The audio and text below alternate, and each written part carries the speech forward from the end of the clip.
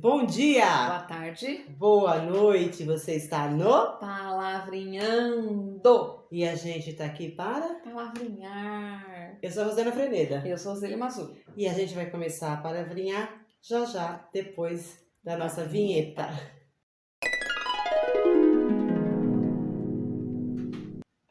Bora? Bora? Então tá bom, hoje a gente tá com um cenário novo, vocês devem estar estranhando, não, Este amor? canal é assim Mas a gente mesmo. gosta de fazer essas mudanças, né? Mudanças sempre são muito bem-vindas. E aí, hoje, por conta disso, nós não temos o nosso pote de ouro, né? Pote de ouro, exatamente, Rô. E aí, a Rose deu uma sugestão, então. Qual a sua sugestão? Falarmos de carreira.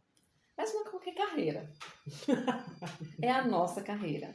Nós estamos aqui falando, já estamos no episódio número 87? Eu acho que 87. 87, alguma coisa assim. 87 ou assim, 88, de um dos dois. Né? Falando. E, como vocês sabem, o propósito do canal é desenvolver pessoal e profissionalmente as pessoas.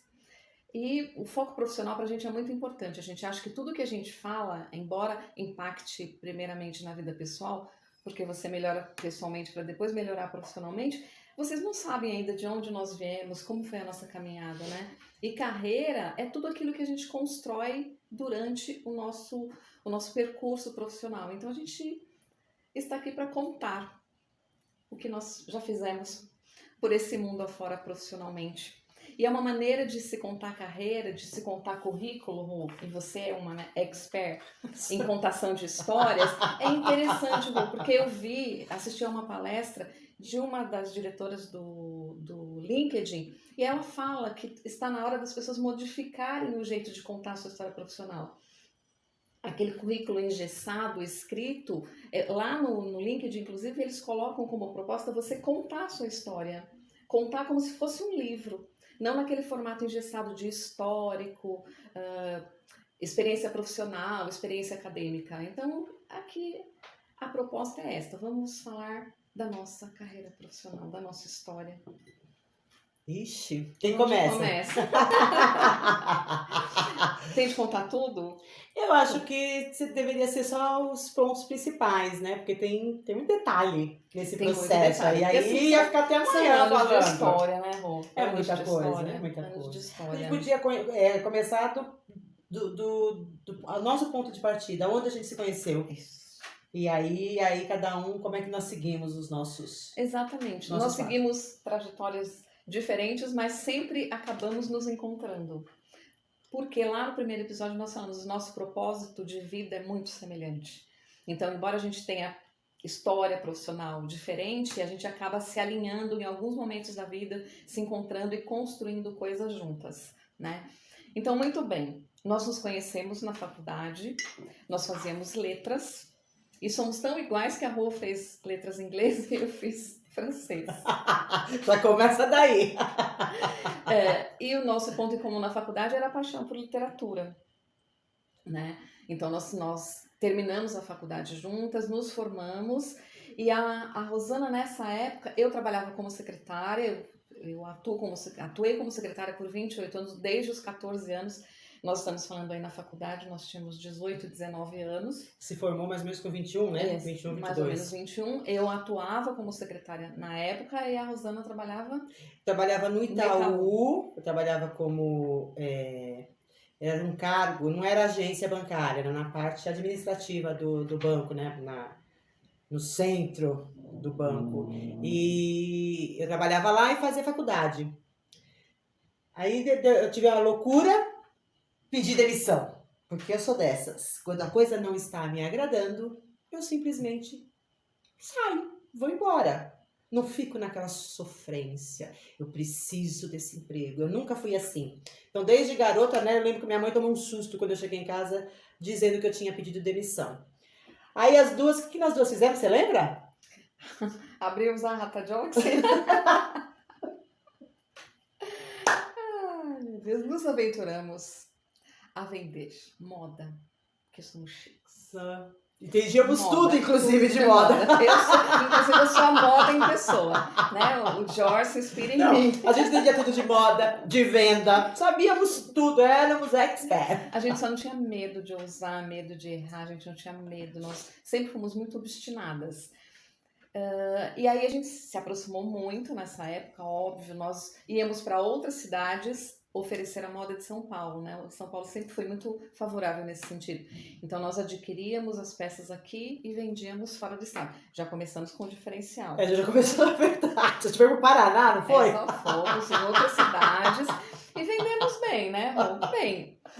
Porém, eu, por exemplo, precisava de uma estabilidade financeira. Havia pessoas que dependiam de mim na época, então a gente começou a se sentir meio que sempre... O brasileiro é muito carteira profissional, né, Rô? Não, e... Hoje isso mudou, E, tá, gente, a gente não sabia nada. Então levamos calote, as pessoas compraram e não pagaram. E aí a gente se viu com uma dívida, com estoque de roupa, com dívida, porque o dinheiro não entrava.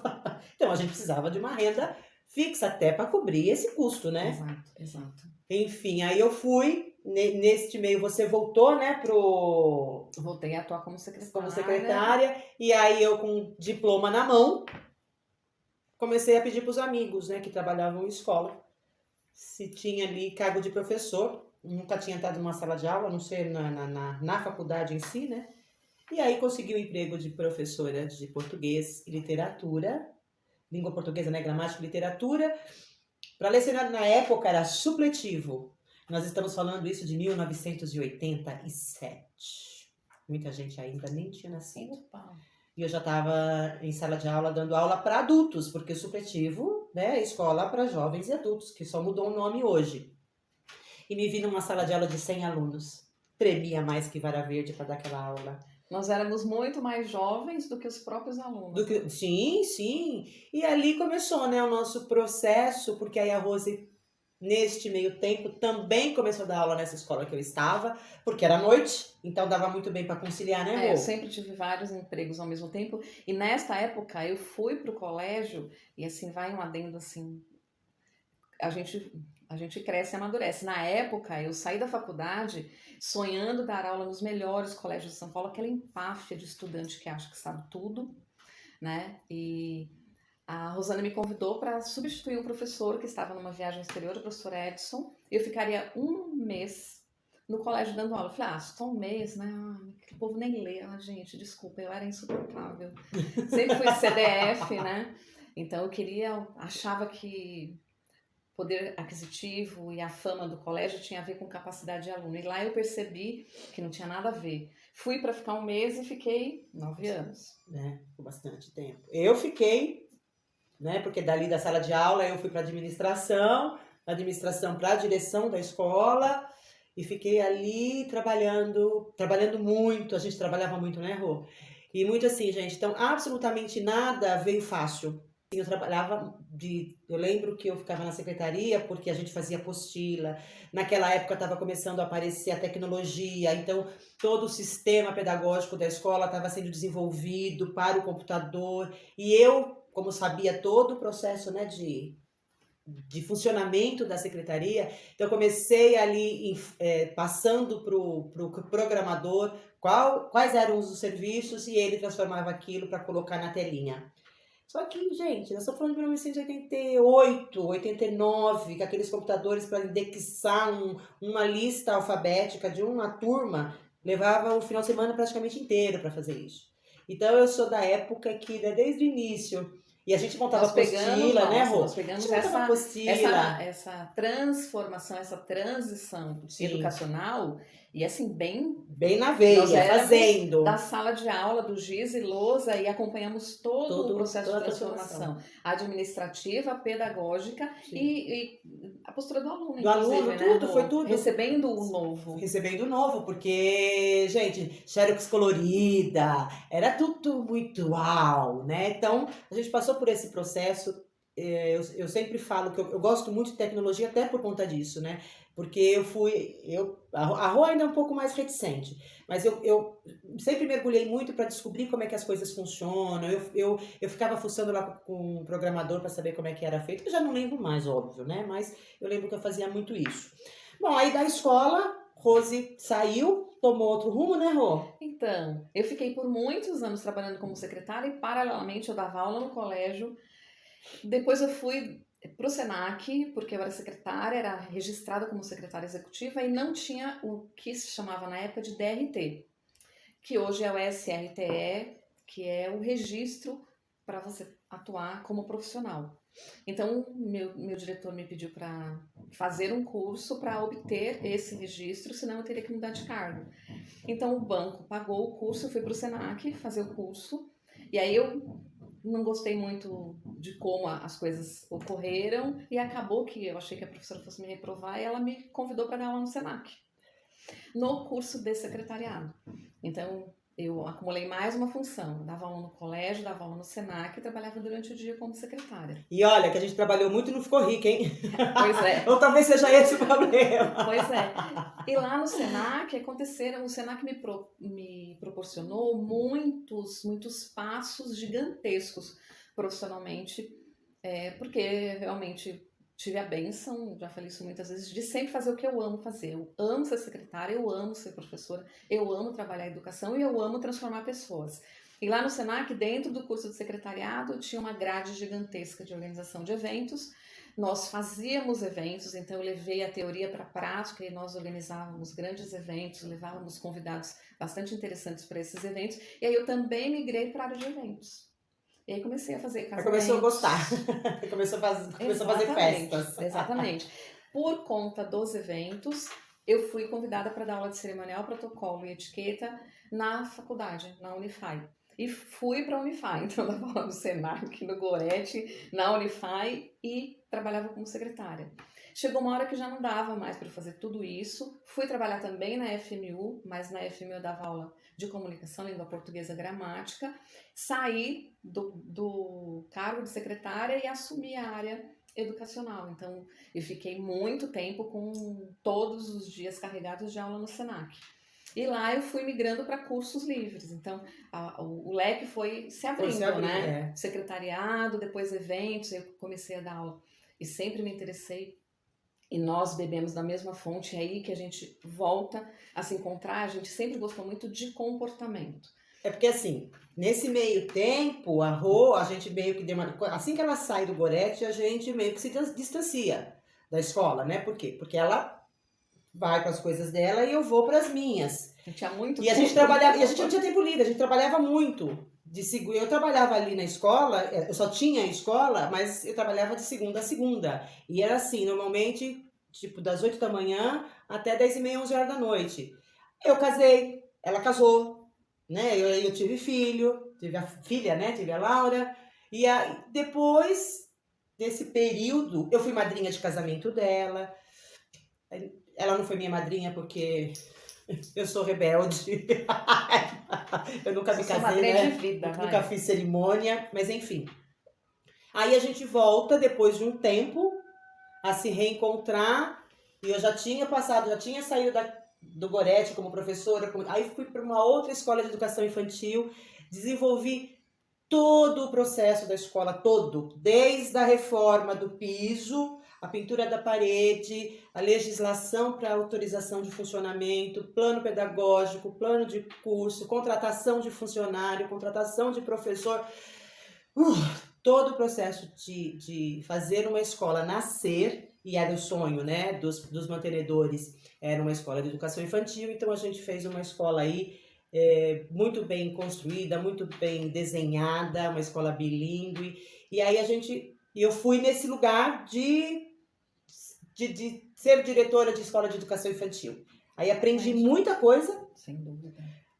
Foi quando eu comecei a estudar mais a parte da educação emocional, porque eu tinha preocupação de que pais, professores, alunos, né, então toda a equipe pedagógica da escola tivesse um nível emocional, uma maturidade emocional bem equilibrada Porque o aluno chega com estresse de casa, o pai está estressado por causa do trabalho, o professor chega estressado, aí vira tudo um caldeirão, uma bagunça, todo mundo nervoso, todo mundo com raiva.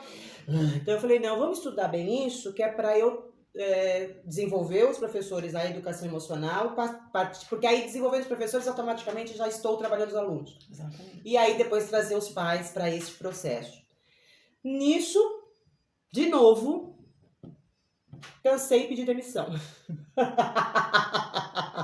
Tudo mergulhando, as coisas acontecendo, mas tipo, a escola era muito longe, eu pegava muito trânsito para ir, muito trânsito para voltar, e falar, e educação infantil você trabalha de final de semana, porque é muita festa, muito evento, aí eu, tipo, não quero mais, cansei. Aí pedi demissão, e daí eu e Rose nos reencontramos.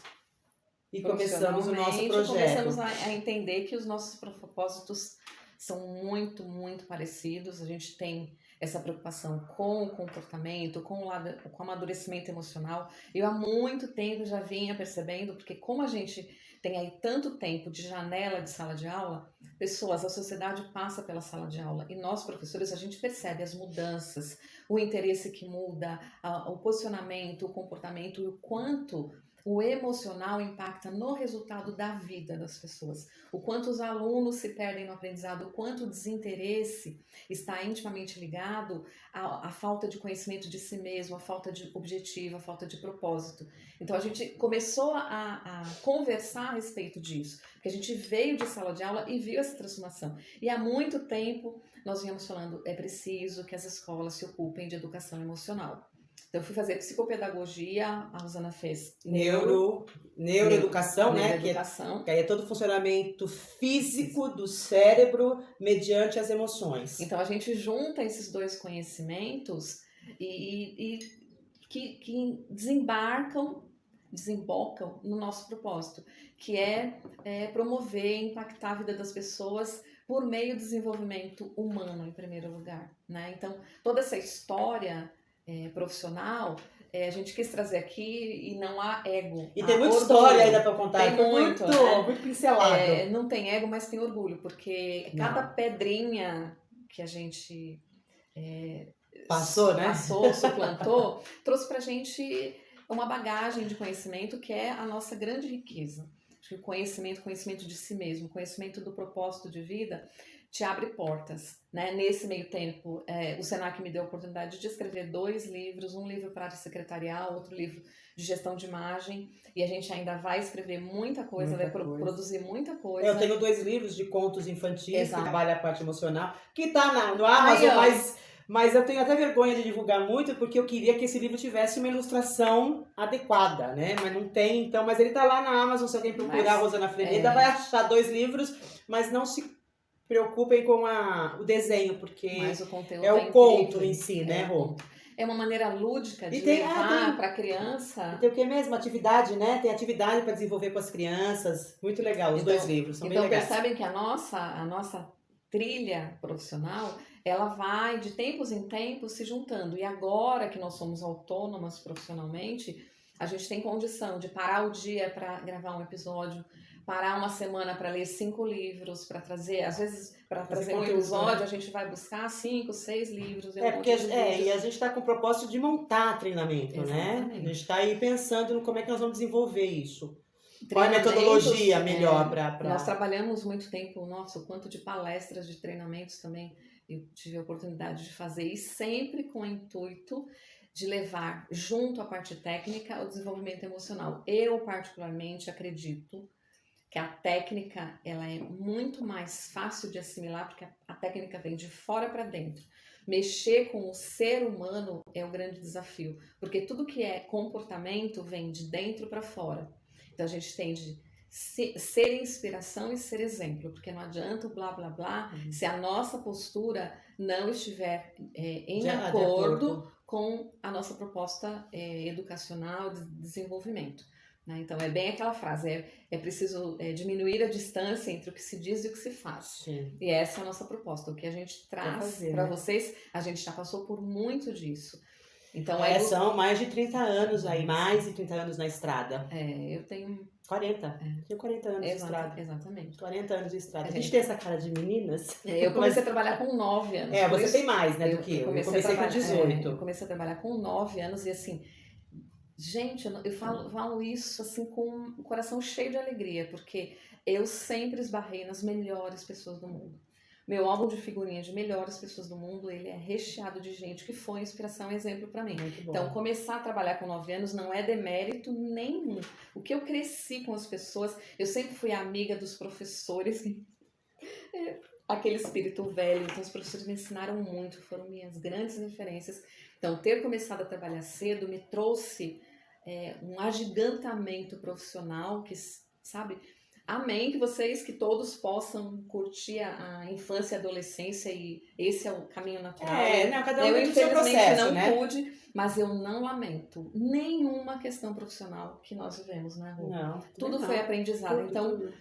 Eu acho que o grande aprendizado daqui, Rô, é que vocês construam a carreira de vocês com paciência e com muito amor. Dedicação, resiliência, disciplina. E assim, de preferência, né? A gente passou por altos e baixos dentro da carreira, né? Dentro de escola, mas passamos e foi bom porque a gente gostava e a gente gosta muito da educação. A gente gosta muito dessa troca, desse compartilhamento. O lugar que eu me sinto mais feliz, mais completa, já falou isso em algum episódio, é eu numa sala de aula. A sala de aula é nosso tempo. Eu compartilhando, trocando com a galera, conhecimento, porque não é eu sei e eles não sabem, não. Eu sei algo e eles também sabem algo. Então a gente troca os saberes. Então isso é muito delicioso. Estamos sempre em vantagem, né, Rô? Porque numa sala de aula eu sou uma e recebo informação e conhecimento de 40, de 30. Verdade. E graças a Deus muitos deles frequentam a minha vida e estarão aí. É muito gostoso. Né? Então construa uma carreira que de preferência seja algo que você realmente goste de fazer. Que você tenha... sabe o tal do propósito que a gente fala? É você fazer não pelo que aquilo te traz de rentabilidade, mas qual que é a projeção disso para o mundo? Você está fazendo de diferente? Isso está fazendo bem para o seu coração? Está fazendo bem para o outro? Porque, de novo, gente, dinheiro é só uma consequência. Não é finalidade. Não é finalidade, é consequência. E por falar em fim, né, minha amiga? Vamos lá, né? Vamos finalizar, porque esse episódio ficou meio longuinho, mas tá bom. Eu acho que tomara que vocês tenham gostado da contação da história. Olha, que foi tudo de improviso. E a gente, uma coisa que é bem interessante, assim, você tem uma profissão, você tem uma carreira, você tem uma trilha. Conte para as pessoas. A gente tem de aprender a falar de nós para as pessoas. Porque às vezes você constrói uma carreira incrível e ninguém sabe. Você fez um monte de cursos legais que ninguém sabe. Então a gente tem de voltar a conversar. Se a gente contar todos os cursos que nós fizemos, a qualquer hora a gente coloca aí nas descrições os nossos cursos.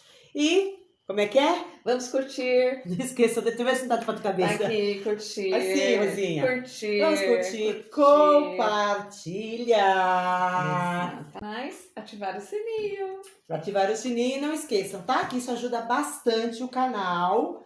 Então, dê o seu joinha. A gente até, fez o desenho que é para não se confundir. Dê o seu joinha.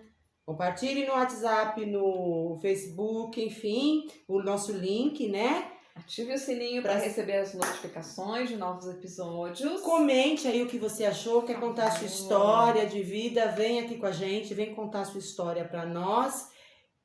Comentar e se inscrever, né? Não deixa de se inscrever, por favor, pra gente aí cada vez mais poder alcançar um número maior de pessoas, para que todos nós possamos voar e voar bem alto. Vem com a gente, consistência, né? Vem com a gente. Vem com a gente e a gente se vê no próximo episódio. Desativando? Desativando. Tchau. Tchau. Até o próximo episódio, gente.